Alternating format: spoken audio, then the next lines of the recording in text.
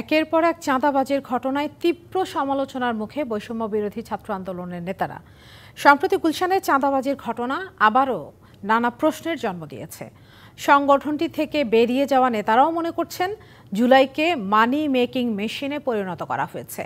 এমন কর্মকাণ্ডে মিশ্র প্রতিক্রিয়া জানিয়েছেন বিভিন্ন রাজনৈতিক দলের নেতারা।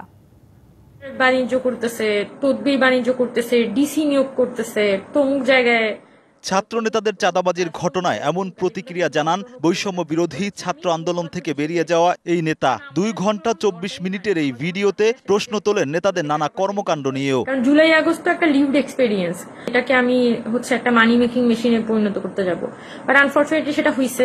নানা অভিযোগ তুলে এনসিপি থেকে পদত্যাগ করেন দলের আরেক নেত্রী নীলা ইসরাফিল। বলেন, যেখানে নারী হেনস্তার বিচার হয় না সেখানে থাকতে চাই না। সম্প্রতি রাজধানীতে এক নারী ব্যবসায়ীর কাছ থেকে 7 লাখ টাকা নেওয়ার একটি ভিডিও ভাইরাল হয়। এটিকে চাঁদাবাজির অভিযোগ তোলা হলেও এনসিপির পক্ষ থেকে দাবি করা হয়েছে ডোনেশন। মূলত গুলশানে চাঁদাবাজির ঘটনায় আবারও সমালোচনার মুখে পড়েছে সংগঠনটির নেতারা। সাবেক এক এমপির বাসা থেকে চাঁদা নেওয়া 5 যুবকের নেতৃত্বে ছিলেন সংগঠনটির নেতা আব্দুর রাজ্জাক বিন সুলাইমান রিয়াদ।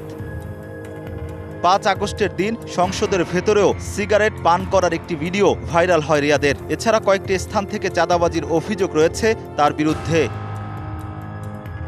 চাঁদাবাজির ঘটনায় আসামিরা গ্রেপ্তারের পর এখন রিমান্ডে। বিষয়টি নিয়ে তোলপাড় শুরু হয়েছে সারা দেশে। সব শ্রেণী পেশার মানুষ প্রকাশ করছেন ক্ষোভ। শাইনি চুলে এখন হবে সব হেয়ারস্টাইল। সিল্কোর দ্বিগুণ শাইনি চুল প্রতিদিন। সমন্বয়কদের একটি গ্রুপ সারা দেশে চাঁদাবাজি করে তার দায় চাপাচ্ছে অন্যের উপর। এদের কারা পৃষ্ঠপোষকতা দিচ্ছে সেই প্রশ্ন তোলেন বিভিন্ন রাজনৈতিক দলের নেতারা। বৈষম্য বিরোধী ছাত্র আন্দোলনের সমন্বয়করা বাসায় বাসায় গিয়ে চাঁদাবাজি করতেছে, এটা নতুন কিছু নয়। এটা একটা গ্রুপ যারা সারা বাংলাদেশের চাঁদাবাজি করে, দখলদারিত্ব করে এবং সেটাকে বিএনপির উপরে দায়ভার চাপাই দিতে চায় বিভিন্ন সময়। জুলাই অভ্যুত্থানে দেশের পট পরিবর্তনের পর চাঁদাবাজি, দখল, কমিশন বাণিজ্য ও টেন্ডারবাজিতে জড়িয়ে পড়েন বৈষম্য বিরোধী ছাত্র আন্দোলনের বেশ কয়েকজন নেতা। কিন্তু তদন্ত না করে এসব বিষয় এড়িয়ে যাওয়ার অভিযোগ রয়েছে শীর্ষ নেতাদের বিরুদ্ধে। এমনকি কোনো নেতার বিরুদ্ধে থানা থেকে অভিযুক্তদের ছাড়িয়ে নেওয়ার অভিযোগ রয়েছে।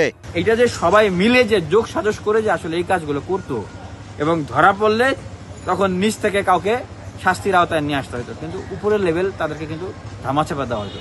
অবশ্য চাঁদাবাজদের বিরুদ্ধে নিজেদের কঠোর অবস্থানের কথা জানিয়েছে ঢাকা মহানগর পুলিশ। স্বরাষ্ট্র উপদেষ্টা বলছেন, যত বড় চাঁদাবাজ হোক কাউকে ছাড় নয়।